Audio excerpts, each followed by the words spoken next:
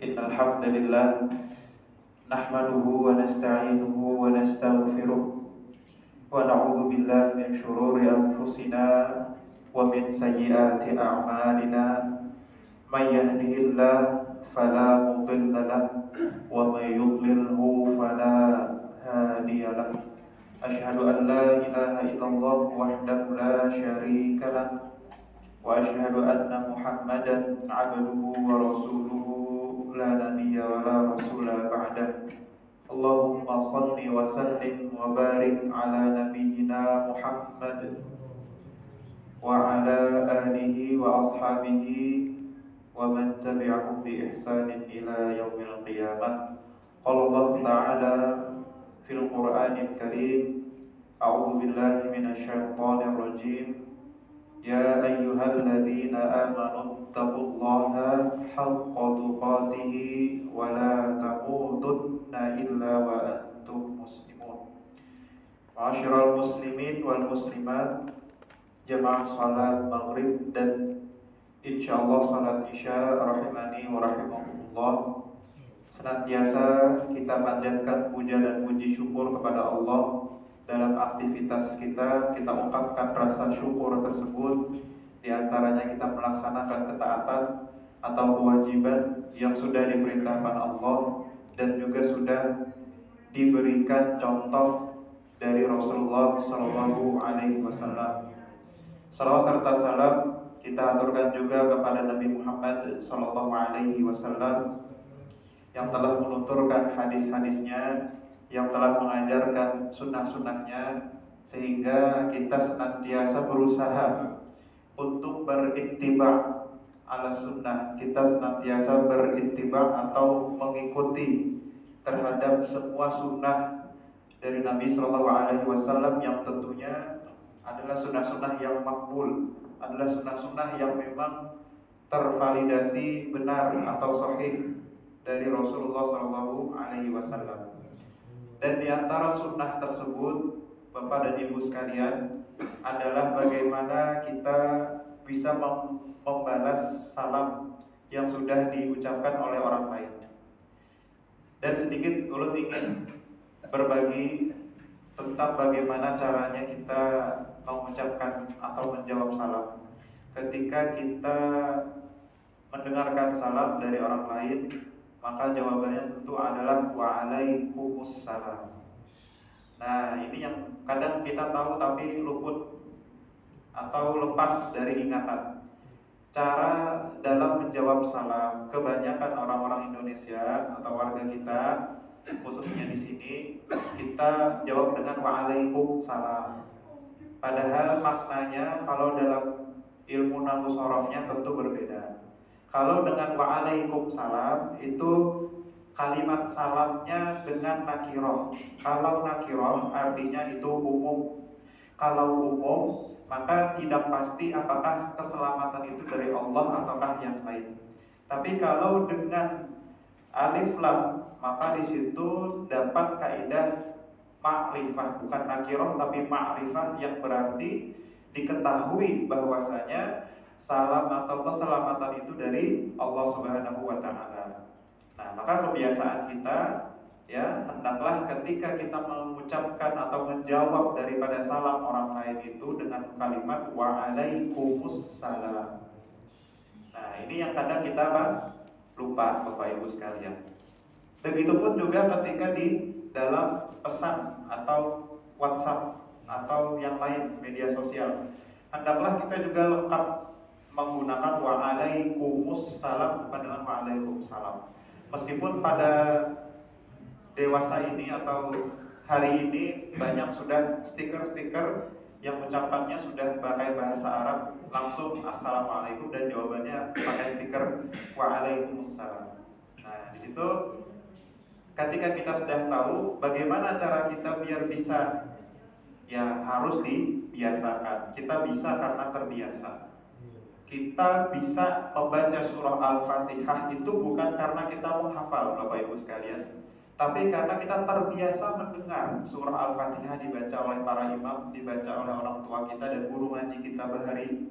Sehingga kita bisa menghafal surah Al-Fatihah tanpa menghafal. Saking apa?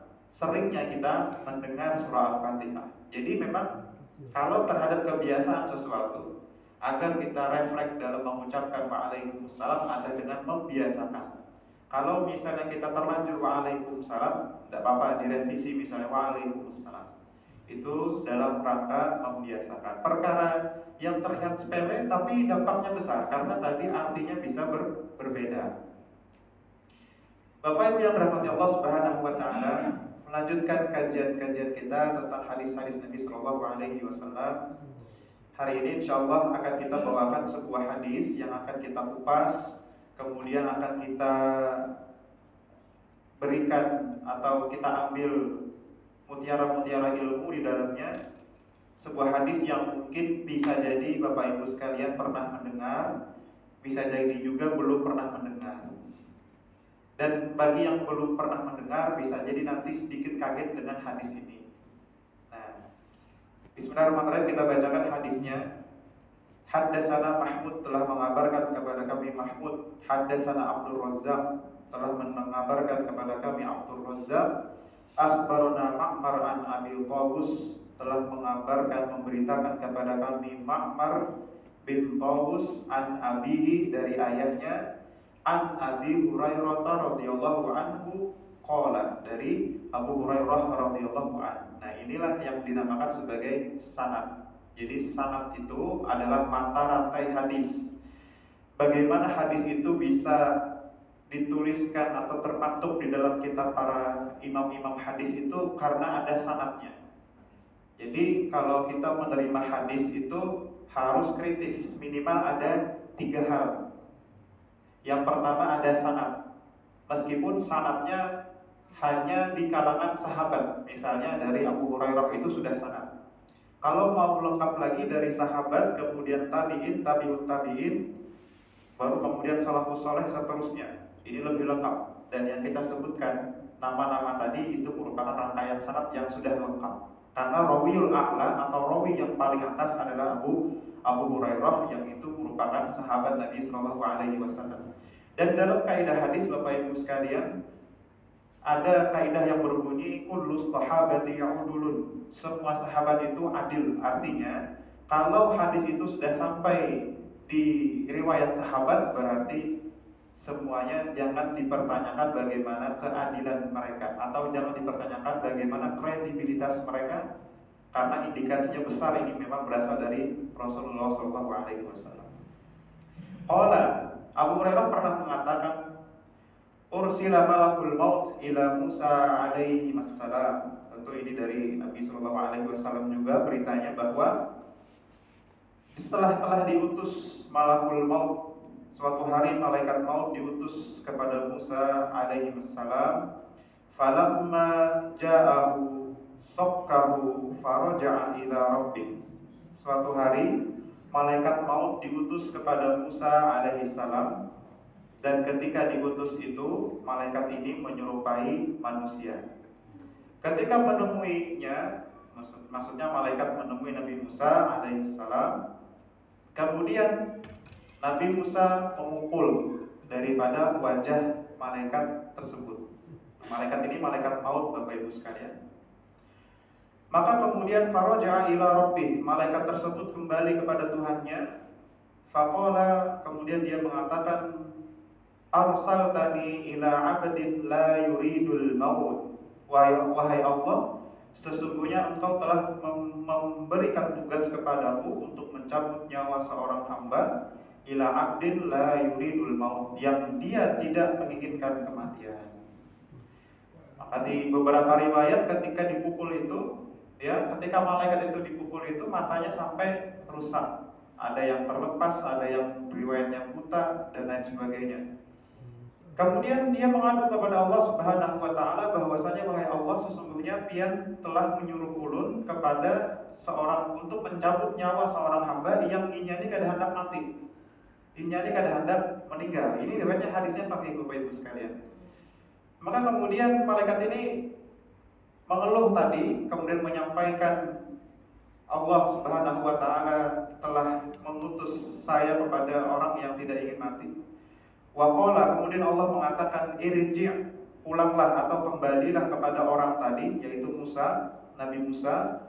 Faqul, lalu katakanlah kepadanya, lahu yad'u yadahu ala batni thawrin falahu bikulli ma ghattat bihi yaduhu bikulli sya'rin sanah.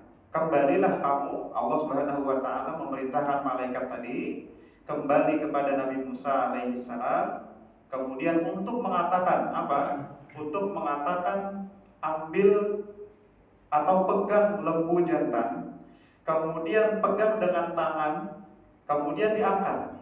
Maka di situ nanti ada bulu-bulu yang tersisa dari lembu jantan itu yang nempel ke tangan.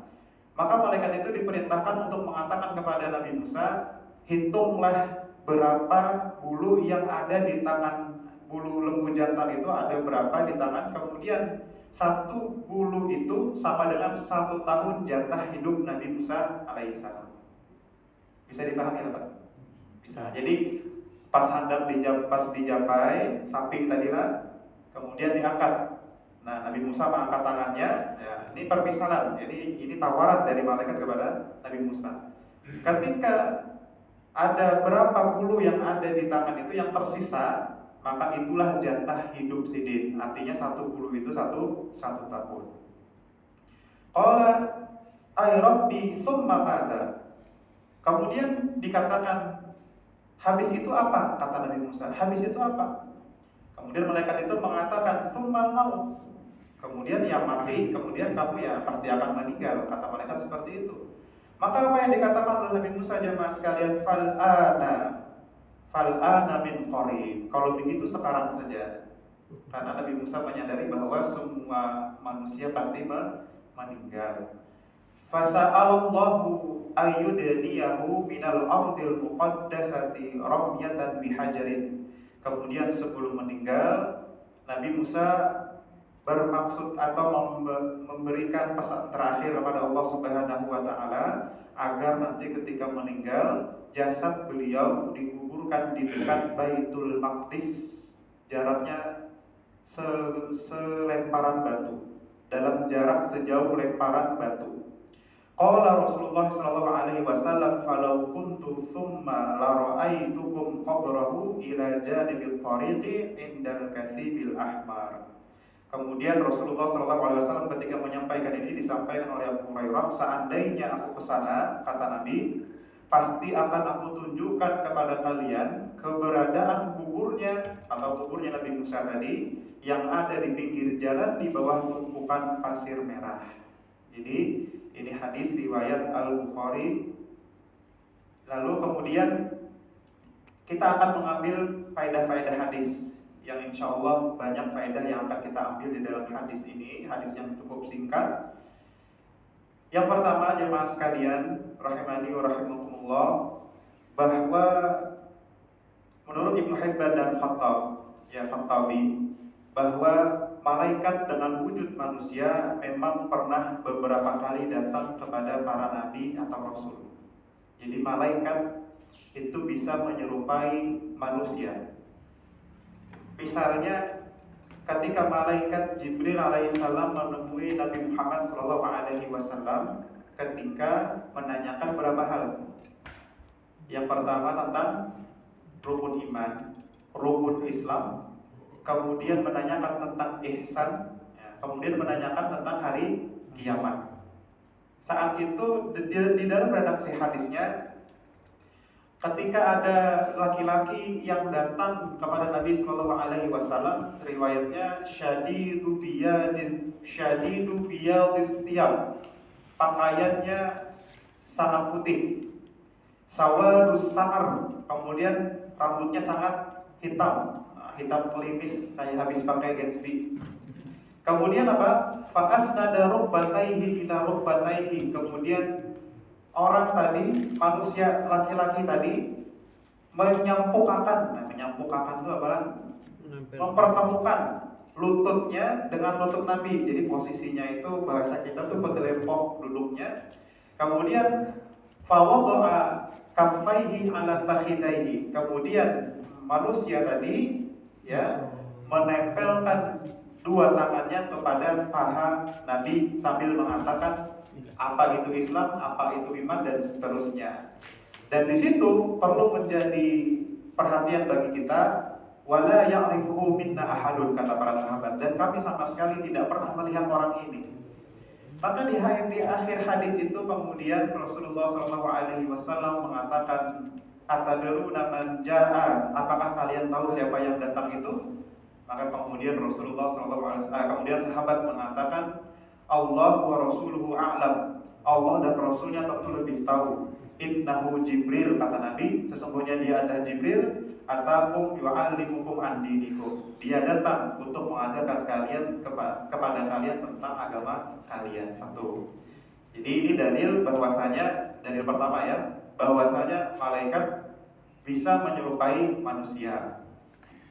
Kemudian yang kedua misalnya adalah ketika malaikat itu menyerupai laki-laki mendatangi Nabi Lut.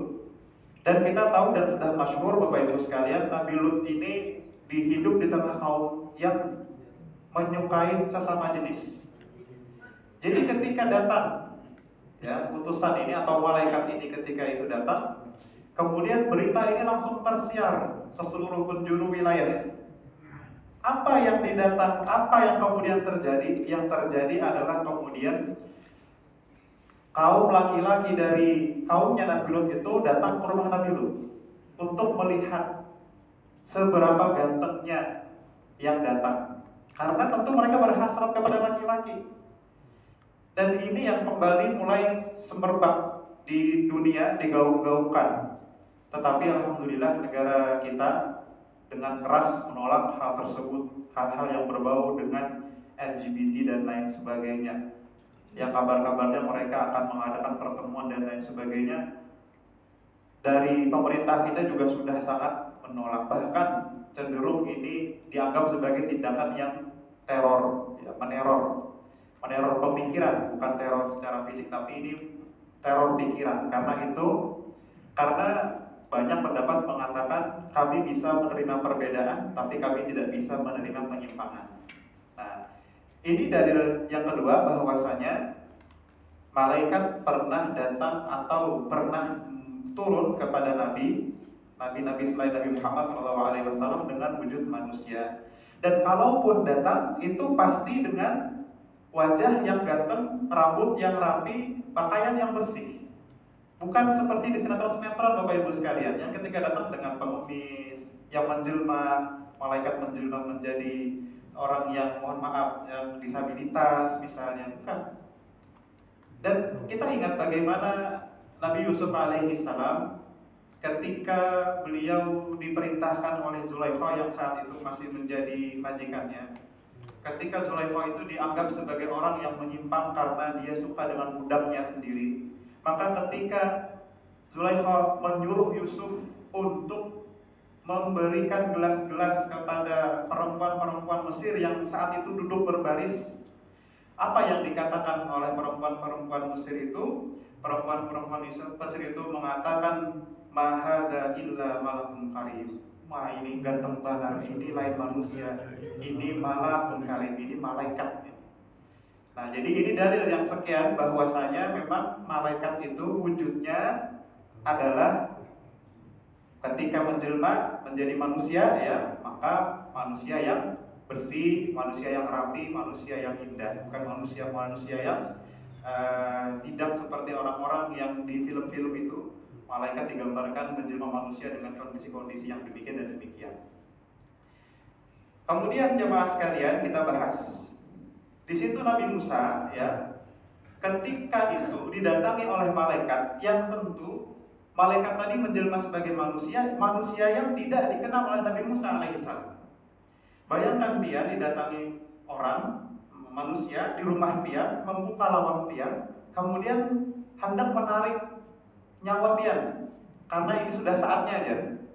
Tentu akan refleks, maka Nabi Musa dalam hal ini menunjukkan self defense atau defense secara alamiah, bahwasanya ketika ada orang yang ingin mencelakakan kita, tentu kita ada pertahanan diri, yaitu tidak lain adalah dengan pemukul itu tadi. Beberapa riwayat bahkan sampai terlepas Nabi Musa ini luar biasa. Jemaah sekalian, dia merupakan orang yang gagah, perkasa, kuat, mentalnya juga kuat. Bagaimana Bani Israel bisa membina betul-betul tentang Bani Israel ini, yaitu kaum yang terkenal sangat membangkang pada nabinya. Maka jadi di dalam kondisi seperti itulah, itu yang membuat mengapa Nabi Musa sampai menampar, dan Nabi Musa nggak tahu kalau ini adalah malaikat. Maka kemudian ada pendapat dari Ibnu Aqil yang mengatakan bahwa sebenarnya malaikat ini bertemu Nabi Musa dalam wujud manusia. Nah, ini menurut Ibnu Aqil bahwa ini adalah untuk ujian kepada malaikat tersebut, sebagaimana Nabi Musa pernah diuji ketika beliau bertemu dengan Nabi Khidir terhadap 3 cobaan itu. Kemudian malaikat ini katanya, ya, ini juga merupakan ujian untuk malaikat, yaitu bertemu dengan Nabi Musa alaihissalam. Kemudian jemaah sekalian rahimani wa rahimakumullah, faedah yang bisa kita ambil adalah pertanyaan yang menjadi pertanyaan ialah apakah akal atau ajal, ya, ataukah ajal itu bisa ditunda ketika datang ajal seseorang. Jadi kan tadi ketika Nabi Musa alaihissalam didatangi oleh malaikat, yang malaikat ini sebenarnya tugasnya adalah mencabut nyawa. Kemudian Nabi Musa malah bisa terhindar dari ajalnya. Apakah seseorang itu bisa menunda ajal? Maka kita ingat bagaimana firman Allah Subhanahu wa taala di dalam surah Al-A'raf ayat 34, bahwasanya kullu nafsin dha'iqatul maut. Fa idza jaa ajaluhum la yastakhiruna sa'atan wa la yastaqdimun. Ketika semua manusia itu pasti akan meninggal, dan ketika ajal itu datang, tidak ada orang satupun yang bisa memperlama sedetik pun ataupun mempercepat kematiannya, barang sedetik pun juga tidak ada yang bisa. Maka kata para ulama di sini, memang saat itu belum saatnya Nabi Musa alaihissalam meninggal dunia. Dan lagi-lagi bahwa malaikat itu datang sebagai cobaan, sebagaimana Nabi Ibrahim yang pernah diperintahkan untuk menyembelih anaknya Ismail, yang ketika itu sudah hampir meninggal Ismail oleh pedang atau pisau atau goloknya dari Nabi Ibrahim itu, tapi kemudian secepat kilat Allah Subhanahu wa taala mengganti atau memerintahkan Nabi Ibrahim untuk menggantinya dengan seekor domba atau kambing. Kemudian jemaah sekalian, pelajaran yang bisa kita ambil adalah setiap orang atau setiap manusia atau setiap yang bernyawa, baik itu dari manusia, hewan, tumbuh-tumbuhan, pasti akan ada masa berakhirnya. Kullu nafsin dha'iqatul maut, kullu halikun illa wajhah. Semuanya pasti akan binasa kecuali Allah Subhanahu wa taala. Baik yang kaya, yang miskin, yang tua, yang muda, pasti semuanya akan meninggal dunia. Maka kita tidak bisa mempercepat atau tidak bisa memperlambat ajal kita. Kita tidak bisa memilih kapan ajal kita itu akan tiba, tapi kita bisa memilih bagaimana kondisi kita sebelum ajal itu tiba. Jadi kita ulangi bahwa kita tidak bisa memilih kapan waktu ajal kita. Karena mengapa demikian Bapak Ibu sekalian? Karena memang kalau ajal itu, ulun pernah melihat film tapi kada lengkap. Filmnya itu jadi setiap orang itu sudah ada waktu. Dia semua manusia itu di dalam film itu, ya, semuanya sudah tahu kapan dia meninggal. Semuanya sudah punya deadline-nya, jadi semuanya sudah punya waktunya. Ada yang misalnya umurnya ini baru 20 tahun, dia meninggal umur 47 tahun. Jadi dia masih punya waktu sekitar 20 tahun Pak, ya, 20 tahunan lagi, 27 tahun lagi untuk meninggal dunia. Lalu apa yang dilakukannya? Yang dilakukannya adalah maksiat. Yang dilakukannya adalah berfoya-foya, main judi lah, kemudian main perempuan lah, dan lain sebagainya. Kemudian ada yang umurnya sekitar 2 hari lagi, Yang dilakukannya adalah dia rajin ke tempat ibadah, meskipun itu tempat ibadahnya bukan masjid, tempat ibadahnya orang sebelah. Karena filmnya buatan orang sebelah, dia rajin beribadah di situ. Karena umurnya 2 hari. Inilah yang terjadi, gambaran analogi sederhananya, Bapak Ibu sekalian, ketika kita mengetahui umur kita masing-masing. Maka oleh karena itu Allah Subhanahu wa Ta'ala merahasiakan umur kita. Ada yang wafat ketika umur muda, 20, 19, bahkan 10 itu 10 tahun pun ada. Ada yang bahkan sampai ratusan tahun. Yang bisa jadi patokan kita yang sering Ulun sampaikan, bahwa a'maru ummati baina sittin wa sab'in wa aqallu may yajuzu dzalik. Umur umatku itu maksimal tuh 60 sampai 70. Nah, ini patokan kita. Wa aqallu may yajuzu dzalik. Hanya sedikit yang lepas daripada itu. Ini gambaran analoginya bahwa bisa jadi ketika hari ini kita mengetahui tentang berapa batasan umur yang kita miliki, bisa jadi kita tidak hadir di sini hari ini. Bisa jadi tidak ada orang hari ini di sini karena semuanya misalnya tahu 90. Masih nyaman. Taubat sehari gitu gampang. Masih nyaman 7 hari lagi. Ya hari ke-6, hari ke-2 gitu kan apa taubat ujung-ujung, taubatan nasuha sebelum meninggal. Itulah yang artinya menjadi apa? Tasahul atau menggampang-gampangkan. Itu rahasia dari mengapa umur kita semua dirahasiakan. Tapi yang jelas, setelah ruh kita ditiupkan ke dalam rahim ibu kita, di situ sudah disertai beserta ajal kita masing-masing. Nah, itu rahasia yang kita tidak pernah mungkin bisa tahu, nggak mungkin. Betapa banyak orang yang paginya kita masih bicara, sorenya ada berita meninggal dunia. Betapa banyak orang yang beritanya sakit keras, tapi tiba-tiba bisa sehat beberapa bulan kemudian. Banyak yang seperti itu. Maka umur itu adalah rahasia Allah Subhanahu wa Ta'ala. Nah, adapun kisah ini, adapun hadis ini, bukan berarti umur Nabi Musa itu bisa diperpanjang, ya mas sekalian. Karena memang saat itu Allah Subhanahu wa Ta'ala belum mentakdirkan Nabi Musa meninggal dunia. Sekalipun ditakdirkan, tidak ada yang namanya adegan pemukulan. Tidak ada yang namanya adegan dialog antara malaikat maut itu dengan Nabi Musa alaihissalam. Pasti langsung meninggal. Tapi ulama mengatakan bahwasanya hadis ini sebagai ibrah bagi kita bahwa Allah Subhanahu wa Ta'ala juga memberikan ujian kepada malaikat, bukan hanya manusia. Kemudian jemaah sekalian, pelajaran yang bisa kita ambil adalah sudah selayaknya kita mencintai akhirat daripada dunia. Sudah kita dengarkan banyak kajian tentang bagaimana kita jangan meletakkan dunia itu di genggaman kita. Jangan meletakkan di hati kita, letakkan dunia itu di genggaman saja.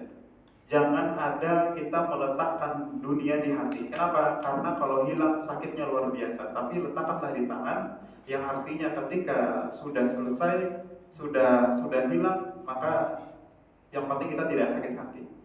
Itu sabda Nabi Shallallahu Alaihi Wasallam bahwa letakkanlah akhirat itu yang lebih utama. Walal akhiratu khairu wa abqa. Walal akhiratu khairul laka minal ula. Akhirat lebih utama daripada yang ula. Yang pertama ini maksudnya dunia. Akhirat lebih utama dan lebih kekal. Dan hadis Nabi yang lain, Nabi Shallallahu Alaihi Wasallam bersabda ketika di pinggir laut, Nabi Shallallahu Alaihi Wasallam mencelupkan tangan satu jari beliau ke lautan, kemudian mengangkat daripada jari beliau dengan mengatakan, apakah kalian melihat tetesan-tetesan yang menetes dari tanganku? Kata Nabi. Sahabat mengatakan, kami melihatnya. Ketahuilah bahwasanya itulah kehidupan dunia, sedangkan akhirat adalah apa yang kalian lihat. Maksudnya adalah lautan. Jadi dunia tidak ada apa-apanya dibandingkan lautan yang terlihat, nikmatnya yang tidak tergambarkan dan sifatnya abadi. Kemudian jemaah sekalian rahimani wa rahimakumullah, di akhir hadis ini Rasulullah SAW menyebutkan bahwasanya ada wasiat yang disampaikan oleh Nabi Musa sebelum beliau meninggal. Fasa'alallahu ayyudaniyahu minal ardil muqaddasati ramyatin bihajar. Yaitu Nabi Musa mengatakan memohon kepada Allah agar mendekatkan mendekat-dekatkannya dengan tanah yang suci atau Al-Muqaddas atau Baitul Maqdis dalam jarak sejauh lemparan batu. Dan Baitul Maqdis, jamaah sekalian, adalah adalah tempat suci yang sangat ingin dimasuki oleh Nabi Musa alaihissalam. Sangat ingin dimasuki Nabi Musa alaihissalam, tapi terhalang. Kenapa? Karena kelakuan kaumnya. Nah, bagaimana kisahnya? Mungkin buat pihak sudah tahu.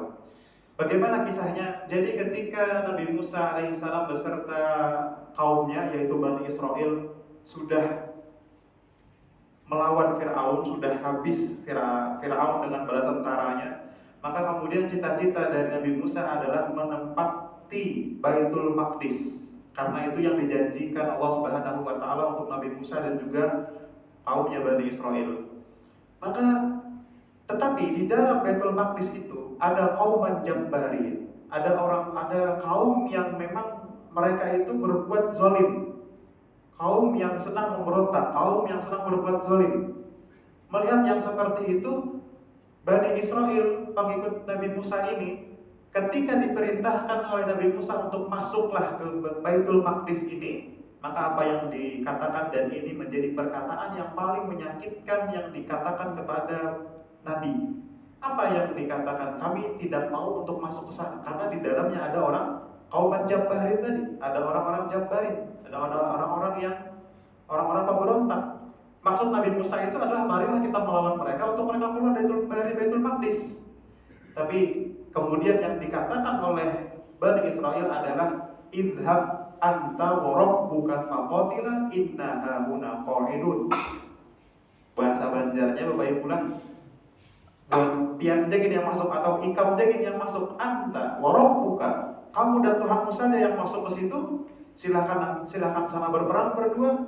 Inna kunna qa'idun, kami di sini saja duduk, kalau sudah menang baru kalau masuk. Bayangkan seperti itu kelakuan Bani Israel, tapi senantiasa dibimbing oleh oleh Nabi Musa, saking sayangnya Nabi Musa pada Bani Israel.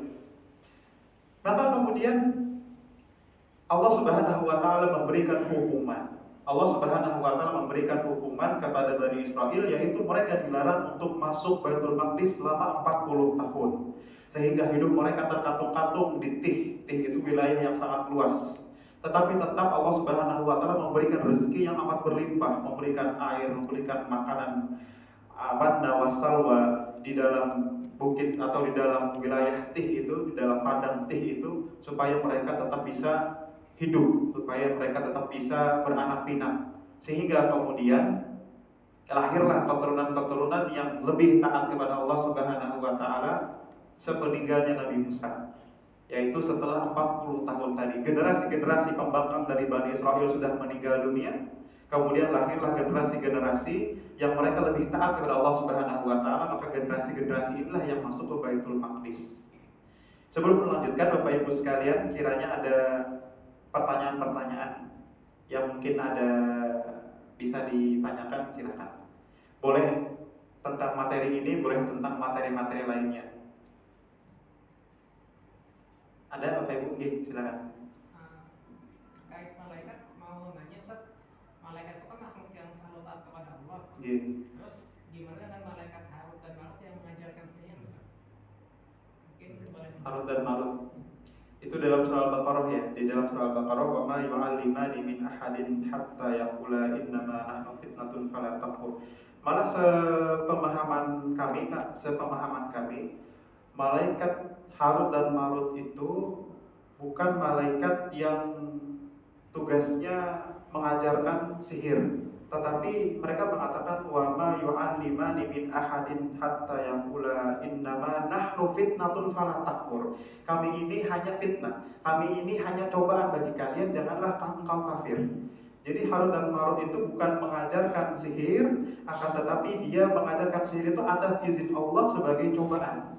Karena memang kita pegang, dan ini menjadi akidah kita, bahwasanya malaikat itu sifatnya la ya'sunallah wa yaf'aluna ma yu'marun. Bahwa malaikat itu senantiasa beribadah kepada Allah dan senantiasa mengerjakan apa yang diperintahkan. nanti mungkin kita bisa kaji lagi tentang Harut dan Marut itu. Sepemahaman kami bahwa memang mereka mengajarkan sihir, tetapi bukan kehendak mereka sendiri. Wa ma yu'allimani min ahadin hatta yaqula innama nahnu fitnatun fala takfur. Kami mengajarkan yang demikian, kata mereka, adalah atas izin Allah Subhanahu wa taala, dan janganlah engkau kafir, fala takfur. Jadi seperti itu. Oke. Ada lagi Bapak Ibu? Oke, sambil ulun lanjut kalau tidak ada. Mengenai kemudian hadis ini, ya, hadis ini memang benar adanya, dan kita senantiasa harus mempercayai terhadap hadis-hadis Nabi Shallallahu Alaihi Wasallam yang sifatnya sahih, ya, kalau tidak sahih hasan, apalagi dalam perkara ibadah dan akidah, karena kita tidak boleh mengambil hadis dhaif sebagai rujukan kecuali ada hadis-hadis dhaif yang terdapat dari banyak jalur. Kalau ada hadis-hadis dhaif yang terdapat dari banyak jalur, maka bisa terangkat menjadi hasan li ghairihi. Nah, ini dalam ulumul hadis dijelaskan demikian, dalam ilmu hadis dijelaskan demikian. Kemudian terakhir di sini dijelaskan Rasulullah SAW mengatakan, falau kuntu thumma la ra'aitukum qabrahu ila janibit tariqi indal kathibil ahmar. Nabi mengatakan, seandainya nanti aku ke sana, maksudnya Nabi dengan para sahabat ke sana, pasti akan aku tunjukkan kepada kalian keberadaan kuburnya yang ada di pinggir jalan di bawah tumpukan pasir merah. Bayangkan, ini seorang nabi, kuburannya sangat sederhana. Seorang nabi yang kuburnya sangat sederhana. Hari ini jemaah sekalian, ada orang yang biasa, bahkan belum tentu benar, tapi kuburannya Masya Allah, tabarakallah. Banyak di sana bunga-bunga, banyak di sana tingkatan yang itu dimuliakan, yang itu kemudian dipermak atau dihias dengan hiasan-hiasan yang sangat bagus. Dan yang ulun miris itu karena jujur ulun pernah ikut golongan-golongan tersebut ketika masih SMA. Nah, itu ada ziarah-ziarah itu. Di situ ketika ziarah Bapak Ibu sekalian, di situ pasti ketika kita ziarah ke makam-makam yang dianggap keramat, yang dianggap wali, itu ada figura yang tulisan-tulisannya itu salam-salam kepada mereka. Dan kalimat-kalimatnya membuat ulun bingung, karena kalimatnya seperti ini.